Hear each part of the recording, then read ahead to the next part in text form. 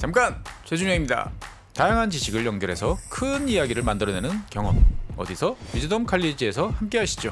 네이버에서 위즈덤 칼리지를 검색하세요. 예, 세 번째 시간입니다. 세 번째 시간은 저와 또 제 옆에 있는 채파고와 함께 같이 시장 실시간 보는 시간 좀 가져보도록 하겠고요. 오늘은 제가 다음 주부터요 10분간 9시부터 약 9시 10분까지 그렇게 10분간 2주 동안 그러니까 총 10회죠 10회 그렇게 해서 사실 최근에 이제 시장이 좀 많이 빠져 있는데 물론 위에서 좀 가지고 계신 분들은 좀 다시 반등이 오길 좀 기다리시는 분들이 좀 계실 것 같고요. 그리고 지금쯤 또 미국 주식에 좀 관심이 있으신 분들이 있을 것 같고 또 아니면 예전에는 그냥 막 했다가 진짜 제대로 한번 미국 주식을 좀 알아볼까 이러신 분들도 있을 것 같고 여러 많은 분들이 좀 계실 것 같은데 미국 주식을 정말 3대 지수가 뭔지부터 아니면은 뭐 여러 이제 뭐 포트폴리오 구성 방법 뭐 여러 가지 뭐 저희가 좀 배워야 될 게 많이 있잖아요. 그런 부분을 다음 주 월요일부터 한 2주간 매일 10분간씩 해서 좀 알차게 이렇게 준비를 하는 그런 시간 좀 가져볼까 합니다. 그래서 오늘은 그 부분을 잠깐 제가 언급을 해드리고 최근에 안 그래도 이제 뭐 여러 매크로적인 환경이 뭐 시장을 좀 좌우하기 때문에 뭐 개별 종목보다는 제가 매크로적인 부분을 많은 차트를 좀 가지고 나왔거든요. 이런 부분을 저희 채파고님과 함께 지금 이 상황을 우리가 어떻게 또 해석을 해야 될지 보면서 10시 반이 되면 같이 또 시장을 같이 보는 시간 좀 가져보도록 하겠습니다. 일단 화면을 한번 보여주시면요. 이 화면은 사실 뭐 많이 보셨을 것 같아요. 제가 오늘 그냥 뉴스를 준비하다가 충격 먹어서 일단 가지고 나왔습니다. 사실 제가 오른쪽에 있는 뉴스를 먼저 봤습니다. 그 제가 뭐 잘못 봤나 이렇게 되면서 지금 이 좀 아베 신조라고 돼 있는데 샷이라는 단어를 보고 나서 뭔 소리야 하면서 제가 깜짝 놀래가지고 제가 뉴스를 다 찾아보니까 이런 약간 충격적인 이런 뉴스가 좀 생겼습니다. 그래서 지금 사실 글로벌 경제에 많은 영향을 미치지 않을까 뭐 이런 생각을 했는데 아직은 그렇게 큰 흐름은 보이지 않는 그런 상황이다. 자, 이렇게 볼 수 있을 것 같고요. 자, 다음 한번 보시게 되면 자, 오늘 박 선생의 미국 주식 첫걸음 이렇게 제가 가지고 났는데 아직 뭐 정식 명칭은 아니고 제가 뭐 자료 만들다가 그냥 썼습니다. 자, 이렇게 제가 1번부터 10번까지 해서 저희가 최파고님과 한번 같이 또 얘기를 하면서 자세하게 좀 알짜배기로 10분간 보는 시간을 좀 가져보도록 하겠습니다. 그래서 1번부터 5번까지가 다음 주 월요일부터 금요일까지 그리고 6번부터 10번까지가 다다음 주 월요일부터 금요일까지 이렇게 이어질 것 같습니다. 자, 그래서 1번은요. 미국 주식 사기 그리고 필수로 알아야 할 세금에 대해서 저희가 하나씩 좀 지켜봐야 될 것 같은데 미국 주식을 산다면 사실 환전부터 우리가 생각을 해야 됩니다. 내가 환전을 해서 달러로 미국 주식을 살지 아니면 원화로 미국 주식을 살지 그러면 달러로 살 때와 원화로 살 때에 어떤 차이점이 좀 있을지 훌륭합니다. 네. 이런 부분을 사실 처음에 시작하시는 분들이 잘 헷갈릴 수가 있거든요. 세금 굉장히 중요합니다. 그리고 나서 저희가 뭐 물론 지금은 많은 분들이 좀 손실을 보는 구간일 수 있겠지만은 지금부터 만약에 사게 돼서 어느 정도 수익이 올라오고 반등이 가서 또 랠리가 이어진다면 그러면 저희가 또 세금을 걱정해야 될 날이 분명 올 거라고 저는 생각이 듭니다. 그래서 세금에 대한 얘기도 하나하나 이제 다 보게끔 제가 다 자료를 준비해서 같이 이야기해보는 시간 좀 가져보도록 하겠고요. 자, 두 번째는 3대 지수 완벽한 이해라고 제가 가지고 왔는데 자, 워런 버핏 하면은 뭐 지수 하면 또 워런 버핏이 좀 생각나기 때문에 워런 버핏 옹이 또 얘기해 주신 어떤 얘기들이 있는지 저희가 좀 같이 준비할 텐데 사실 뭐 S&P 500이다 하면 500개의 기업이 있는 게 아니냐 이렇게 단순하게 보시는 분들이 있어요. 사실 정확하게 또 얘기를 하자면 500개 이상이 됩니다. 그렇기 때문에 그런 부분도 제가 두 번째 시간 때 한번 같이 보도록 하겠고요. 자, 그다음에 ETF에 대해서 한번 자세하게 한번 하루 날 잡아서 ETF가 뭔지에 대해서 한번 얘기해보는 시간 가져볼 예정이고요. 자, 그리고 섹터 하나만으로 투자하기.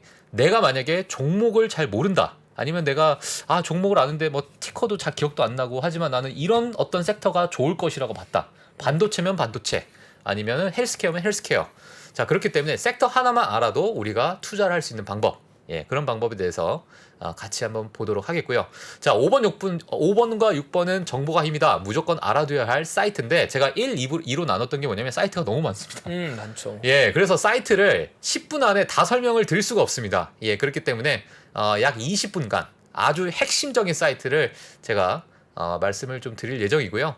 그리고 뭐 실적부터 해서 여러 데이터, 분석 데이터가 있는 그런 사이트까지 제가 좀 알짜배기로 이제 5번, 6번 이틀에 걸쳐서 설명 드릴 예정이고, 그 다음에 이제 7번, 자, 업종별 흐름인데요. 저희가 항상 빅테크 성장주들이 좋았다, 그래서 앞으로 나는 성장주를 갈 거야, 이렇게 보지 마시고 최근에는 또 에너지주가 가고 또 내년에는 또 뭐가 갈지 모릅니다. 예, 매년 그 업종별 흐름이 다르기 때문에 그 흐름에 대해서 과거의 어떤 흐름과 앞으로의 흐름에 대한 어떤 연계성, 이런 것들 우리가 어떻게 봐야 될지를 보는 시간을 한번 7번째 시간에 좀 가져볼 예정이고요. 그 다음에 8번은 실적 시즌과 실적 확인입니다. 최근에 이제 2분기 실적 시즌이 다가오고 있고 실제로 지금 실적을 또 발표하는 기업이 또 있죠. 그렇기 때문에 이런 실적 시즌이 올 때와 그럼 실적 확인을 어떤 식으로 내가 해야 될지, 그리고 미국 주식은 또 실적 중심의 시장이기 때문에 실적은 정말 필수라고 생각이 듭니다. 그렇기 때문에 저 하루 동안 실적 관련해서만 얘기하도록 하겠습니다. 그 다음에 9번째는 포트폴리오. 이때는 저희 채파고님이 많이 도와주셔야 될 것 같아요. 예, 그래서 포트폴리오 구성, 그리고 어떤 식의 몇 프로의 포트폴리오, 또는 내가 1,000만 원이 있다면 또는 2,000만 원이 있다면, 물론 이제 그 어떤 단계별이 있겠지만 예, 세부적으로 저희가 또 얘기하는 시간 가져보도록 하겠고요. 마지막은 모든 분들이 투자 스타일이 다르잖아요. 그렇죠. 예, 그래서 모든 분들의 각각의 어떤 투자 스타일에 맞춰서 그 포트폴리오 구성, 저희가 앞에서 배워왔던 여러 가지 그걸 이제 정리를 한 다음에 나의 투자 스타일에 맞춰서 볼 수 있는 어떤 전략들. 제가 사실 이거를 10개로 쪼개다 보니까 10개 중에 핵심적인 건 또 넣어야겠고, 그렇다고 이걸 안 넣자니 뭔가 아쉽고, 이래서 제가 정말 알짜배기만 넣었거든요. 어떻게 보십니까? 커리큘럼 매우 훌륭하고요. 매우 훌륭합니까? 네. 예. 처음과 끝이 특히나 마음에 듭니다. 처음과 끝이. 첫 번째 세금 매우 중요한데 예, 많은 예. 분들 놓치는 게 많이 있는 포인트고요. 네. 그리고 마지막 결국 나 자신을 알아야 되니까. 그렇죠. 네, 나의 투자 전략, 나의 포트폴리오 중요하죠. 예. 네. 알겠습니다. 자, 그렇게 해서 저희가 이제 다음 주 월요일부터 일단 제가 알짜배기로 정보를 좀 가지고 오도록 하겠습니다. 그래서 이런 부분 한번 체크를 해주시면 좋을 것 같고요. 양이 많습니다. 사실 저 10분 안에 제가 할 수 있을지 모르겠습니다. 예. 도전하시죠. 예. 네. 그래서 한번 다음 월요일부터 저희 글로벌 라이브와 함께 같이 물론 다 아시는 분들은 그래도 다시 한번 체크한다. 자, 모르시는 분들은 저런 게 있었구나, 그러면서 공부하시면 도움이 되실 것 같습니다. 네, 제가 글로벌 라이브에 많은 또 뉴스들, 정보들 다루다 보니까 네. 또 어떤 구독자분들께서는 가끔 나에게 약간 어렵다, 혹은 약간 지식적으로 약간 결핍을 느낀다 하는 분들이 있을 수 있거든요. 맞아요. 그런 분들을 위해서 저희 또 박 예. 선생님이 네. 처음 시작의 10분을 할애해서 많은 또 정보와 지식들 나눠 드리는 거니까요. 네. 같이 조금 나누고 아마 익숙한 분들도 아는 것 같은데 살짝 잘못 알고 있는 게 분명히 있을 겁니다. 그렇죠. 네, 그런 것들이 좀 기본기가 그래서 아. 이제 가끔 반복이 필요하거든요. 예. 그러니까 아마 굉장히 좀 알찬 10분이 되지 않을까. 네. 하루에 10분 10번이면 미국 주식 할 수 있어. 할 수 네. 있다. 반말 하려다가 제가 하겠습니다. 네. 구독자 여러분도 할 수 있습니다. 할 수 있습니다. 네. 예, 한번 같이 보는 시간 가져보도록 하겠습니다. 예. 자, 그 다음에 저희가 이제 시장에 대해서 간단하게 좀 보는 시간을 가져보도록 하겠습니다. 어제 정말 핫했습니다. 예, 어제 뭐 반도체 섹터부터 해서 처음에는 빅테크 주들은 좀 조용조용했잖아요. 예, 반도체 섹터가 가고 나서 빅테크 주들도 조금 파란물이, 녹색불이 들어오면서 어제 이렇게 마무리가 됐는데, 에너지까지도 올라가고 전체적으로 올라가는 모습이 이걸 어떻게 해석을 해야 될지, 예, 어제 시장은 뭐 어떻게 봐야 될까요? 일단 에너지 섹터와 성장주 구분 없이 돈이 들어왔던 건 시장에 자금이 들어왔으니까 수급적으로 시장에 유입되는 장이었던 것 같고, 예. 특징적이었던 게 결국은 테슬라, 엔비디아였던 것 같아요. 반도체적의 성장을 대표한 종목, 네네. 그리고 자율주행 산업의 그 성장을 대표하는 종목들이 상대적으로 조금 돋보였던 거라서 네. 변동성이 큰 종목들을 수급이 좀 더 들어오는 것 같았고, 그리고 심지어 에너지까지 들어왔으니까 어제의 장은 그야말로 위험자산 선호에 대한 선호가 좀 보여지는, 시장에 약간의 안도감을 보여주는 그런 장이었다 정도 평가할 수 있을 것 같습니다. 예, 알겠습니다. 네.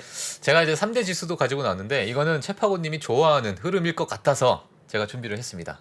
약간 이런 흐름. 좋죠. 예, 급변하는 흐름 말고 완만하게 올라가는. 완만하게 올라가는 이런 모습. 네. 예, 그렇게 이렇게 되면서 나스닥이 어제 2.28% 상승을 했고 S&P 500도 1.5% 상승하는 모습을 보여주면서 이렇게 아무 변동폭 없이 이렇게 흘러가는 그런 모습을 보여줬습니다. 6월 미국 고용은 18개월 만에 최저치 이렇게 제가 나왔는데 오늘 이제 고용 지표가 나왔잖아요. 예, 고용 지표가 최근에 엄청나게 좋게 좀 나오고 있는 상황이고 지금 사실 여러 이제 실업률이나 고용 지표들이 좋게 나오고 있기 때문에 이런 부분에 대해서 좀 봐주시면 될 것 같습니다. 자, 일단 저희 시장에서 역대급 패닉셀 이런 부분이 나왔어요. 그래서 지금 보시게 되면 위에 있는 저 점선이 있습니다. 점선, 이 점선이 보이시는데 저 점선에 오게 되면은 많은 이제 패닉셀이 거의 역대급에 왔다. 자, 이렇게 봐주시면 될 것 같고요. 자, 그 다음에 밑에 아래에 있는 빨간 점선이 있는데 저 점선은 너무 과매수되는, 그러니까 오버밭, 그러니까 너무 이제 많이 사게 되는 그런 구간인데 저 구간에서 주가가 이제 지수가 왔다 갔다 하는데 지금 구간이 거의 역대급에 왔다. 이게 바닥을 또 나타내는 하나의 신호로 볼 수 있지 않을까 이렇게 보는데 지금 뭐 어떻게 보시나요, 패닉셀은? 일단 심리 지표나 그 수급의 강도로 봤을 때는 과매도 구간에 들어간 건 명확한 것 같아요. 네네. 네, 과매도한 지표들이 많이 나와 있고 우리가 보통 볼 때 과매도의 강도가 어떠한가 또 심리적 지표가 어떠한가 그런 밴드를 벗어나는 과거에 굉장히 매도의 클라이막스를 지나가는 수준으로 강하게 나온 것들이 많은 것 같고요. 네네. 저런 것도 이제 그런 걸 봤을 때는 사실 어느 정도 임계치를 지날 정도의 매도는 진행됐으면 좀 확인할 수 있는 지표다. 그렇게 볼 수 있겠죠. 예, 알겠습니다. 자, 그 다음에 뭐 저희가 항상 늘 염두에 두고 있는 인플레이션 상황에 대해서 뭐 간단하게 볼 텐데요. 전 세계적으로 사실 아직 꺾이고 있는 모습은 전혀 보이지 않고 있는 그러한 상황이다라고 볼 수 있을 것 같은데 이번 이제 7월달, 8월달 뭐 CPI 또는 PC 이런 부분을 저희가 좀 체크를 하면서 좀 꺾이는 모습을 눈으로 좀 직접 확인하고 시장의 어떤 반등을 좀 직접 확인하는 그런 부분이 좀 돼야 될 것 같습니다. 그래서 인플레이션 상황도 한번 전 세계적으로 좀 보시면 좋을 것 같고요. 원인은요, 제가 이 부분을 좀 재미가 있어서 좀 가지고 나와봤습니다. 듀러블 굿즈에서 지금 파란색이 된 부분이 내구재 쪽인데 최근 2021년부터 해서 2022년까지 물론 2021년 때는 이 인플레이션은 일시적이다 얘기가 나올 때부터 저렇게 이제 올라가고 있거든요. 자, 그때는 이제 긴축이다. 다시 돈을 걷어들인다. 과거에 이렇게 돈을 걷어들이면은 사실 물가가 잡혔었는데 지금 이제 그런 상황이 아니라 오히려 더 올라가는. 근데 저 요인 중에 저런 내구재들의 어떤 이제 비중이 갑자기 급상승하는 저러한 모습을 좀 보였습니다. 저거는 왜 저 내구재가 저렇게 어떤 역할을 좀 했는지 왜 저럴까요? 저거는 기본적으로 지금 공급망 때문에 좀 그런 부분도 없잖아 있겠죠. 그렇죠. 내구재라고 하면 우리가 생각해보면 결국 가전이란 반도체 칩이 많이 들어가는 것들이 있었을 건데 그러한 것들이 최근에 사실 공급망 교란의 최대 피해자였잖아요. 네, 그런 과정에서 아마 코인플레이션에 어떻게 보면 당시의 교란의 성격도 약간 있지 않았나. 교란의 성격. 네, 그러니까 우리가 그 데이터가 나온 값을 통해 시장에 대한 추정을 하는데 그 사이에 왜곡됐던 공급망 교란이나 어떤 수급 지연 이런 딜레이들이 약간의 지표를 왜곡시킨 면들이 저런 것들에 좀 보여지는 게 아니라 생각도 좀 가지고 있거든요. 네, 알겠습니다. 그래서 지금 하여튼 이런 부분이 좀 꺾이면서 좀 내려와야 되는 그렇게 좀 보여주고 있습니다. 그리고 이제 물가 상승 요인 어떤 세부 사항적인 부분을 제가 좀 가지고 나왔는데요. 저 빨간색으로 저 트랜스포트. 여러 이제 운송에 관련된 뭐 유가의 상승에 따른 이런 좀 좋지 않은 그런 모습을 좀 보여줬다. 물론 뭐 전체적으로 다 올라가는 모습입니다만 이런 부분이 유독히 새빨갛게 나와 있는 부분을 한번 보시면서 이번에 유가가 잡히는 게 얼마나 중요한지를 이 표로 인해서 한번 보시면은 좀 도움이 되실 것 같습니다. 자, 그래서 지금 시장은 2022년 6월 17일 기준으로 가지고 나왔어요. 오른쪽에는 이제 수익을 나타내는 구간이고 지수라고 보시면 될 것 같은데 왼쪽은 이제 하락을 하는. 지금 이제 블룸버그 커머디티 인덱스는 28.2% 올라가 있는 상태고, 자, US 달러 최근에 많이 올라갔죠. 9.1%. 자, 골드 1%. 나머지는 다 빠졌습니다. 뭐 S&P 500부터 해가지고 정말 어딜 가야 될지 모를 정도로 이렇게 전체적으로 빠져 있는 이런 상황이다라고 보시면 될 것 같고, 자 이런 상황이 제발 좀 이제 바닥에 오고 어느 정도 좀 안정화되는 그러한 또 신호로 좀 봤으면 좋겠습니다. 사실 이 정도 빠졌으면 뭐 갈 때까지 간 거 아닌가 이런 생각이 좀 드는데 이런 부분 한번 다시 저희가 체크를 해주시면 될 것 같고요. 그 다음에 저희 과거 경기 침체 시의 실적 하락률인데요. 이번에 실적 시즌이 좀 다가오면서 과거에 있었던 경기 침체의 실적이 얼만큼 하락했나 이런 부분들 제가 표로 좀 가지고 나왔습니다.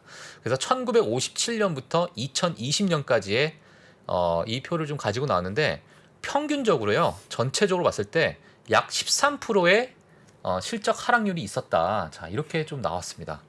자, 이번 실적 시즌 저희가 어떤 부분을 좀 봐야 될까 제가 좀 고민을 하고 있는데 최파고님은 어느 부분을 좀 보고 있나요? 이번 실적 시즌. 일단 아마도 실적 시즌이 됐을 때 실적의 섹터 전체의 실적에 대한 가이드는 업그레이드 되는 곳이 있을 거고 네. 하향된 것들이 있을 건데 아마도 현재 국면 시장 변화가 섹터별 희비를 엇갈리게 하면서 섹터 간의 수익률도 많이 변화시킬 가능성이 높거든요. 네. 그러니까 과연 우리가 이제 예상한 대로 필수 소비자 영역은 좀 더 방어적이 될 텐데 내구 소비자나 그 외 기타 섹터들이 어느 정도로 현재 시장 영향을 받고 있는가? 그러니까 침체에 대한 두려움이 결국은 이익을 하향시킬 건데 그 하향의 폭이 어느 정도로 나타나는가 봐야 되는 거고 예. 거기에 따라서 투자자는 나의 포트폴리오를 어떠한 섹터의 비중을 늘리고 어떠한 섹터의 비중을 줄여야 될지에 대해서 의사결정해야 되는 시기가 될 겁니다. 네. 그러니까 아마도 높은 인플레이션 상황 하에서 2분기 실적이 그 방향성을 보여주는 첫 번째 실적이 될 거라고 보고 있고 만약 나의 포트가 어떻게 보면 경기 침체가 왔을 때 실적 하향 컨센서스가 낮아지고 기대값이 낮아지는 섹터의 비중이 많이 있다면 그 영역을 좀 줄여줄 필요는 있겠죠. 네. 지금 제가 사실은 어제 오늘 해가지고 룹 벤처스의 짐 먼스터 그분께서 말씀하시는 거 제가 좀 들었는데 물론 이제 뭐 성장주 기술주에 대해서 말씀을 했는데 지금이 내가 뭐 바닥을 잡을 수는 없다. 물론 근데 바닥을 정확한 포인트를 잡을 수가 없다. 하지만 바닥의 어떤 구간은 잡을 수가 있을 것이다. 이런 얘기를 했는데 지금이 그 바닥의 어떤 초입 구간이고 약 한 9월 달쯤에 그때가 되면은 바닥의 어떤 그 컬브 그 어떤 선에 있어서 그 레인지 안에서 마지막 구간이 될 것이다. 이런 얘기를 좀 하셨어요.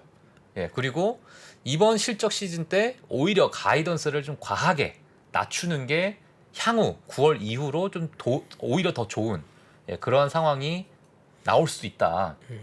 오히려 뭐 빠르게 좀 때려 맞고 그거를 이제 시장에서 소화를 빨리 하는 것이 오히려 아주 향후 좀 어떤 주가 흐름이 좀 좋을 수 있다. 이런 얘기를 좀 했는데 뭐 어떻게 좀 생각하고 계시나요? 이런 부분? 바닥론.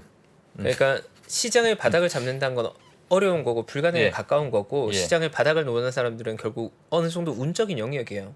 누군가 이제 바닥을 맞췄다 그건 이제 예. 운적인 영역인 거고 뭐 이제 어떻게 표현에 따라 다르겠지만 지금의 시장을 보는 관점에 따라 어떤 사람은 이제 바닥권에 왔다고 하는 사람들이 있을 거고 어떤 네. 사람은 이제 하락이 시작했다고 보는 뷰가 있을 건데 예. 각자 보는 뷰가 다 다를 거거든요. 예. 그래서 이제 정답은 사실 없다고 저는 생각을 하고 있고 내가 주목해야 되는 건 결국 내가 어떠한 투자 대상을 선정할 건가고 그 투자 대상이 매력적인가를 봐야 됩니다. 네, 사실 제가 오늘 마지막 클로징에 하려고 했던 얘기를 지금 바로 질문해 주셔서 제가 클로징에 할 중요한 얘기를 지금 오픈할까 말까 고민을 하고 있는데 결론적으로 중요한 건 우리가 봐야 될 포인트는 내가 투자할 투자 대상의 매력도가 높아졌는가에 집중해야 되는 게 맞다는 말씀을 거듭 드리는 거고 내가 바닥을 찾아서 지른다 이런 것들은 물론 뭐 지수를 레버리지로 투자한 분들께는 중요한 문제겠지만 대부분의 99%의 투자자에게는 중요하지 않다. 왜냐하면 바닥을 맞춰야만 성공한 투자 전략이면 그건 망할 투자 전략일 거예요. 그러니까 옳은 투자 전략이라면 바닥을 틀리더라도 돈을 벌 수 있는 투자 전략이어야 됩니다. 그렇죠. 뭐 예를 들면 뭐 장기적으로 우상향한 추세 있다면 내가 정말 많이 빠져서 샀는데 더 많이 빠졌어. 그때 더 사. 더 많이 빠져서 더 사. 그래도 결과론적으로 우상향한다면 돈을 벌 수 있는 거거든요. 그렇죠. 근데 그걸 타이밍을 맞춰야만 내가 벌 수 있는 전략은 그게 잘못된 투자 전략이란 말씀을 꼭 드리고 싶습니다. 그래서 바닥을 맞춘 건 의미가 없고 전 세계에서 돈을 제일 많이 번 워렌 버핏이 바닥을 잘 잡냐? 못 잡습니다. 워렌 버핏이 항상 말했죠. 난 바닥도 모르고 천정도 몰라. 근데 난 세계 최고의 부자가 될 수 있어. 그러니까 바닥을 맞춰야 돈을 벌 수 있다는 생각 자체가 잘못된 전략이라는 걸 말씀드리는 거예요. 네. 그러니까 자꾸 누가 바닥을 맞출 수 있냐, 왜 바닥을 못 맞추냐 얘기하지만 바닥을 못 맞춰도 돈을 벌 수 있다는 게 중요한 거예요. 그게 중요한 거지.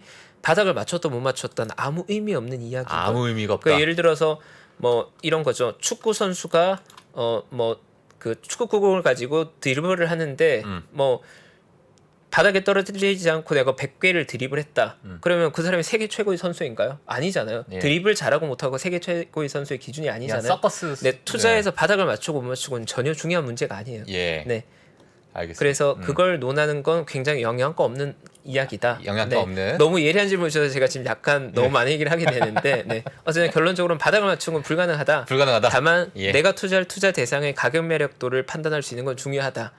네, 여기까지 말씀드리겠습니다. 알겠습니다. 예. 질문이 너무 예리해요. 제가 클로징 멘토로 하려고 했던 주제들 딱 찌르니까 제가 네, 약간 당황했네요. 당황했네요. 약간. 훌륭합니다. 약간 웃음이 나오면서. 네, 웃음이 예. 약간 나오네요. 제가 마지막에 클로징 멘토 딱 하려고 했던 내용이거든요. 그래요? 네. 저희는 사전에 절대 짜고 하지 않습니다. 조율이 없습니다. 아주 네. 그냥 생방송 실시간 머리 생각나는 대로 바로 나갑니다.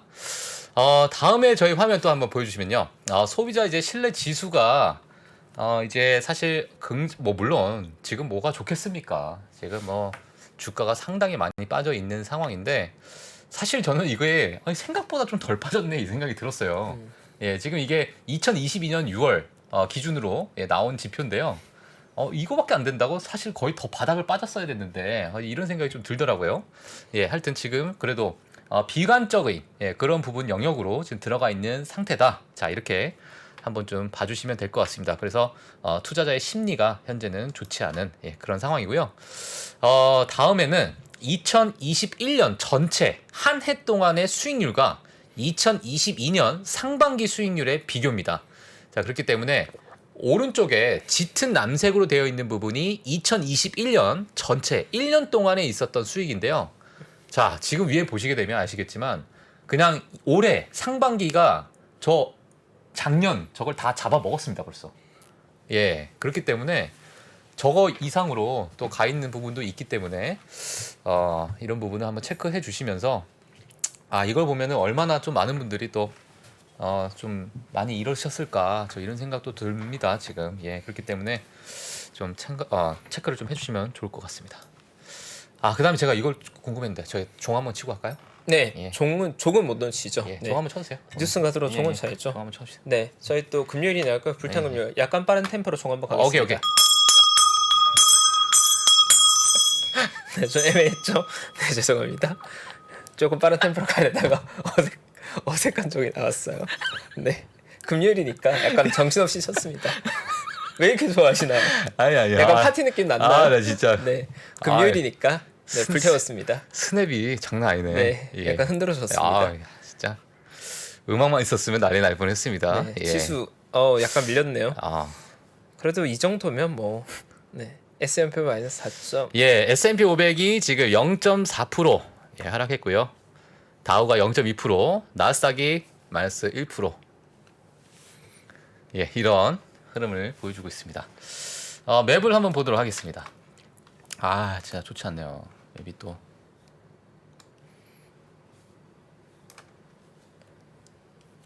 예, 맵은 위에 또 저희 또 기술주 빅테크 위주로 빠지고 있는 모습이고, 지금 에너지주든 살짝 또 녹색불이 들어오고, 이게 전형적인 지금 뭐랄까요, 좀 성장주가 빠지고 가치주가 좀 올라가는 뭐 그런 모습을 보이고 있습니다. 네. 근데 뭐 장호섭 부사님은 그런 말씀 많이 해주셨지만 장 열리고 이제 처음 30분간은 장 열리기 전에 이제 우리들이 심리 다른 노이즈들에 의한 판단들이 많이 이제 반영되는 거고, 뭐 예를 들어서 그 장 초반의 변동성은 왜 그렇게 크고 장 초반보다 전체 흐름이 왜 중요하냐면, 뭐 기관들이나 중요한 의사 결정권자들의 매매는 이런 장 열리자마자의 매매에 많이 관여하지 않아요. 예를 들어 어떤 말이냐면, 예를 들어 기관의 투자자가 어떠한 종목을 100억 매수한다고 했을 때 그걸 장 열리자마자 30분간 사거나 팔거나 하지 않잖아요.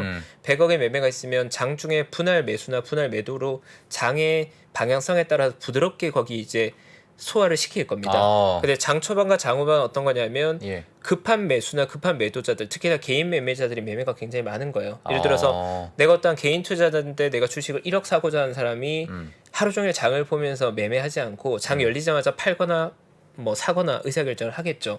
근데 그건 단기적으로는 수급의 노이즈를 일으킬 수 있겠지만 그날의 예. 시장을 결정한 건 아니고 네네. 그날 시장의 방향을 결정한 결국 그러한 노이즈를 다 소화했을 때 뭐 기관이나 조금 메이저들의 의사 결정 수급 방향일 거거든요. 그래서 장 전체의 방향성에 비해서 장 초반 30분은 약간 이제 걷어내고 저희도 본다는 말씀을 드리는 거죠. 걷어내고. 네. 예를 들어서 시장에 뭔가 장 열리기 전에 우리 불안하게 만들 만한 뉴스가 나왔으면 당연히 장 초반은 밀려서 시작할 건데 그게 실제로 장의 악재냐 아니냐는 조금 지나봐야 하는 건데 그게 장에 반영되는 거라서 아, 장 초반 열리고 30분에 우리가 너무 흔들 필요는 없다. 네. 다만 처음에 스타트로 나스닥이 1% 이상 밀렸으니까 눈여겨 보긴 봐야겠지만 그것만으로 오늘의 장의 퀄리티를 판단하기 좀 어려운 것 같고요. 네. 저 역시도 사실 최근에는 시장의 변동성이나 장중 반락 반전 이런 게 워낙 컸었잖아요. 방향이 바뀐 경우가 워낙 많아서 예. 장이 열리고 나서 사실 한두 시간 조금 지나서 보는 게 조금 의미 있는 것 같다. 저도 그래도 좀 12시 정도 자기 전에 장 한번 보고 보면 대충 방해된 예측이 되고 장 열린 직후는 크게 의미는 없더라고요. 크게 의미가 네. 없다. 그래 너무 위축될 필요는 없다. 네. 밀린 날 이런 말씀을 많이 드릴 겁니다. 오른 날은 제가 올라서 좋다고 말씀드릴 거고요. 예, 알겠습니다. 밀린 날은 너무 위축될 필요는 없다. 예, 그런 말씀을 드리겠습니다. 일단 뭐 트위터 같은 경우에 지금 마이너스 4% 예, 하락을 하고 있는 모습인데 저전체적으로 오늘 트위터는 트위터가- 테슬라에서 예. 네, 인수가 좀 어려울 수 어우, 있을 것 같다 그런 야. 얘기 나오면서 좀 움직였던 것 같고 업스타트 업스타트가 마이너스 22% 예, 하락하는 모습을 보여주고 있습니다. 자, 그다음에 제 트위터 한번 확인하겠고요. 자, 트위터 마이너스 3.8% 예, 왔다 갔다 하고 있는 자 그런 모습이고요. 오늘 AMC도 근데 얘기가 또 많더라고요. AMC. 자, 네. 리바이스 3%. 네.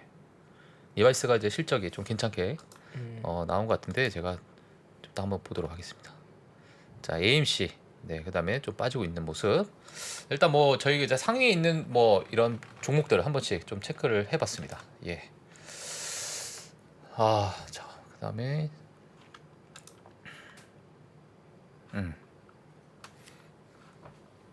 제가 이 부분 하나 저희 한번 잠깐 보고 가도록 하겠습니다. 네, 뉴스 준비하던 거. 네네. 네. 사실 제가 PMI를 가지고 나왔습니다. 네. 예, PMI를 가지고 나왔는데 이게 이제 이런 얘기가 좀 있잖아요. PMI가 이제 50에 가까우면 바닥이다. 예, 이런 얘기가 좀 있는데 이거가 어떻게 뭐 최파고님도 이런 부분을 좀 보시나요? PMI 같은 거? 사실 PMI만으로 매수매도 그렇죠. 의사결정을 하는 예. 건 그 주식 시장에서 많이 쓴다기보다는 경기 판단할 때 경기 판단할 경제학자분들이 때. 많이들 선호하는 것 같긴 해요. 예. 네, 확장 국면이 아니면 수축 국면이를 봤을 때 PMI를 경제학에선 지표로서 많이 의미 있게 보는 것 같고요. 저 개인적으로는 사실 그렇게 뭐 아주 키로 보고 있는 매크로 지표는 아니긴 합니다. 저는. 그래요? 네. 알겠습니다. 예, 네. 그게 궁금했습니다. 예. 네, 알겠습니다. 예. 자, 오늘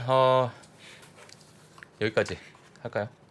네. 여기까지 오늘 하도록 준비한 매크로 지표는 다 예, 준비해 오늘 주신 준비한 거죠? 자료는 여기까지 하도록 네, 하겠습니다. 감사합니다. 예. 아니 오늘 그 박 선생님께서 정말로 그 장호석 부사장님의 그 잠시 건강을 회복하는 기간을 책임감을 가지고 네. 굉장히 많은 것들을 지금 준비하고 있고요. 네. 지금 사실 부사장님이 안 계시고 또 금요일 밤 이 불타는 금요일에 저희와 함께하는 6천 명이 예. 진정 저희와 함께하는 리얼 가족 아니겠습니까? 리얼 패밀리. 힘들 때 함께한 친구가 진짜 친구다 아니겠습니까? 그러니까 박 선생님께서 다음 주부터 약 2주간에 걸쳐서 매일 10분씩 하는 그 커리큘럼도 네. 구독자분들을 위해서 선물한 진심이다. 구독자분을 위한 준비다. 그렇게 이해해 주시면 될 것 같고요. 네네. 사실 오늘 또 매크로 지표도 사실 이 자료 하나하나 찾아내고 만들어낸 게 정말 쉽지 않습니다. 쉽지 않습니다. 근데 저도 옆에서 이제 함께 하고 있지만 진행도 하면서 이 컨텐츠 또 자료 준비까지 하시는 게 정말 너무나 감사하다는 말씀 거듭 드리고 싶고요. 예. 네.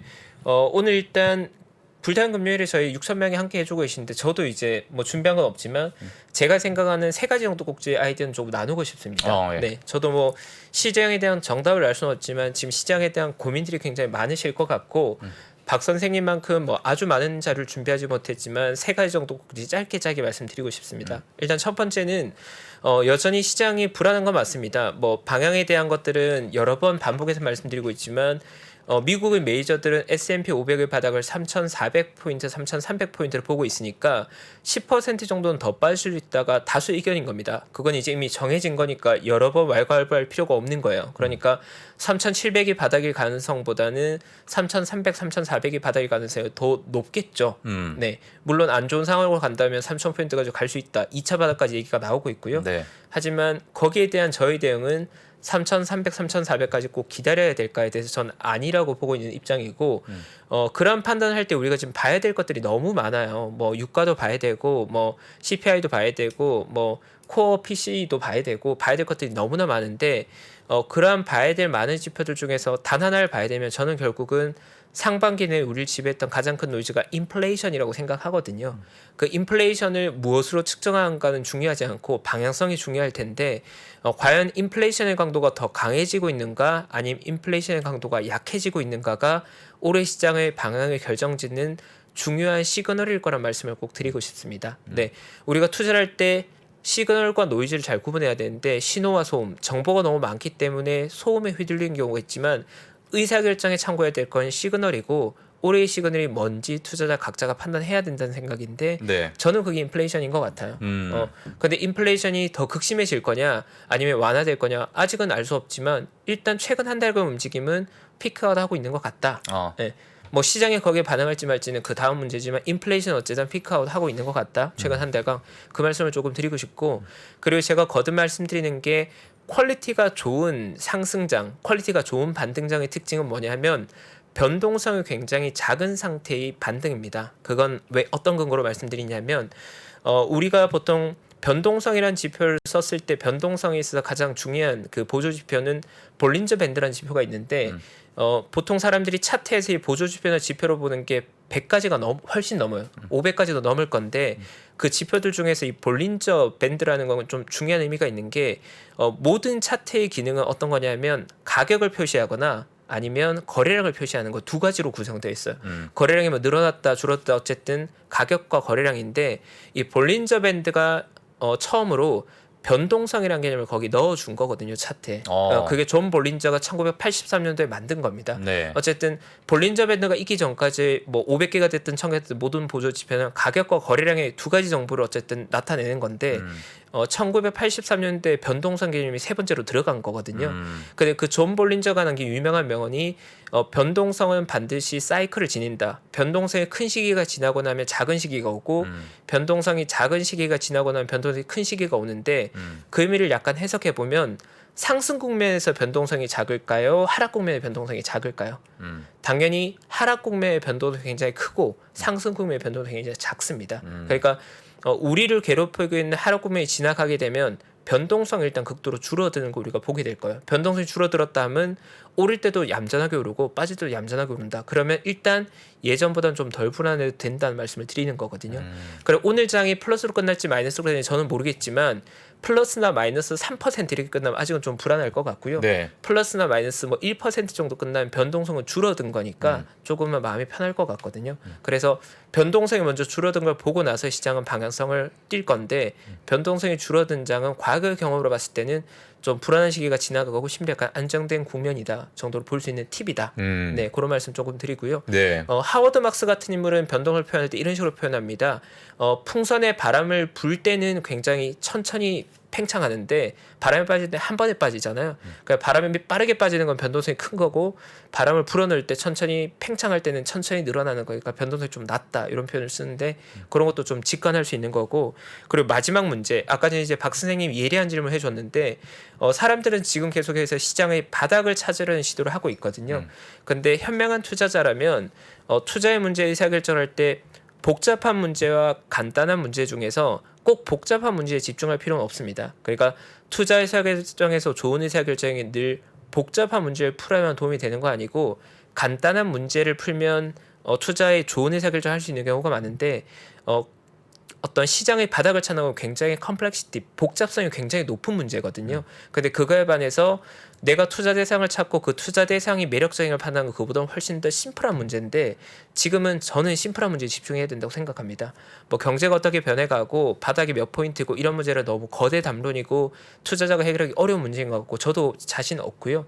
다만 내가 뭘 사야 될지 찾아내고 그 투자 대상이 지금 정도 가격이 매력적인지가 훨씬 더 심플한 문제인데 그 심플하면서 훨씬 더 중요한 문제라서 지금 투자를 집중해야 될 건 내가 뭘 사야 될지 알고 있는가 그리고 그게 이 정도 가격에 사야 될지 말아야 될지 판단할 수 있는 거가 중요한 것 같고 저는 매력적인 투자 대상이 많은 것 같아요. 저는 지금 저에게 현금이 있을 때 그걸로 살만한 주식들이 많이 있는 것 같고 네 그렇다면 시장의 바닥인지 아닌지 모르겠지만 그걸 사도 된다는 생각을 가지고 있습니다.